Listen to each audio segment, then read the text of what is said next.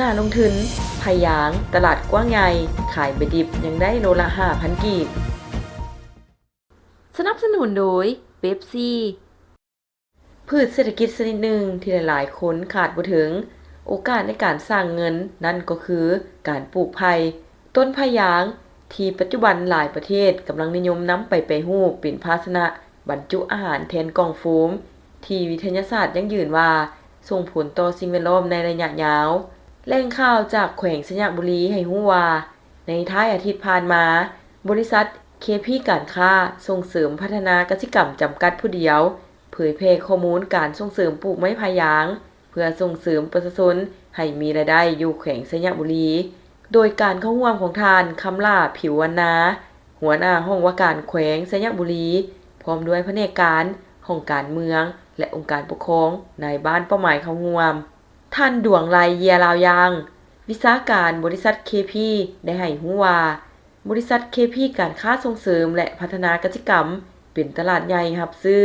และส่งเสริมปลูกไม้พะยางในลาวร่วมกับตลาดต่างประเทศเช่น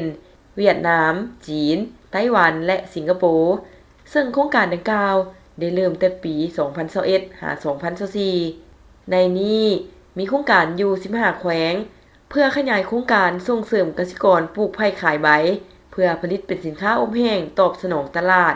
สินค้าดังกล่าวแม่นกำลังเป็นที่ต้องการของตลาดเพื่อนำเอาไปแปรรูปเช่นเป็นไบโอพลาสติกห่ออาหารและสมุนไพรเป็นโครงการที่เหมาะกับชาวเกษตรกรประหยัดต้นทุนลงทุนเทื่อเดียวสามารถสร้างรายได้เป็นอาชีพที่ยาวนานประมาณ 30-40 ปีเพื่อลดพรการทางป่าเฮ็ดให้ลดการนำใช้พลาสติกและกับโฟมอายุโครงการแมน30 ปีเนื้อที่ดิน1เฮกตาร์สามารถปลูกไม้ไผ่ได้ 1,600 เบี้ยใช้เวลา8เดือนก็สามารถเก็บกู้ผลผลิตได้จากประสบการณ์ปลูกตัวจริง1ปีแม่นเก็บได้3งวดทุกๆ45วันได้เก็บงวด1เก็บได้3กิโลต่อต้นสำหรับราคาขายสินค้าใบดิบขายเข้าโรงงาน 5,000 กีบต่อกิโลใบไผ่แห้ง 20,000 กีบต่อกิโลจากตัวเลขดังกล่าวเห็นว่า1เฮกตาร์ใดจะปลูกต้นไผ่ได้ 1,600 ต้นและสามารถเก็บเกี่ยวผลผลิตได้ 14,400 กิโลคิดเป็นเงินเท่ากับ72ล้านกีบต่อปีในราคาขายเป็นใบดิบแนวใดก็ตามในปีทำอิฐแม่นต้องมีค่าสิ้นเปลืองในการลงทุนเพื่อซื้อเบี้ยไม้ไผ่เป็นจำนวนเงิน32ล้านกีบต่อเฮกตาร์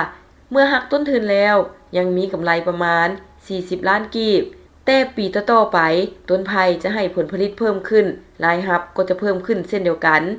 โอกาสนี้ท่านคำล่าผิววรรณาได้ชี้นำให้บริษัทสืบต่อเล่นเอกสารตามขั้นตอนของการลงทุนให้ถูกต้องครบถ้วนและประสานกับแผนกแผนการและการลงทุนประสานสมทบกับแผนกกสิกรรมและป่าไม้แขวงแผนกทรัพยากรธรรมชาติและสิ่งแวดล้อมลงเก็บข้อมูลน้ำบรรดา5บ้านเป้าหมายคือบ้านห้วยเลิกบ้านนารวมบ้านปากถังบ้านห้วยแสนคำและบ้านห้วยซ้ำโอเพื่อส่งเสริมการปลูกเป็นพืชเศรษฐกิจต่อไป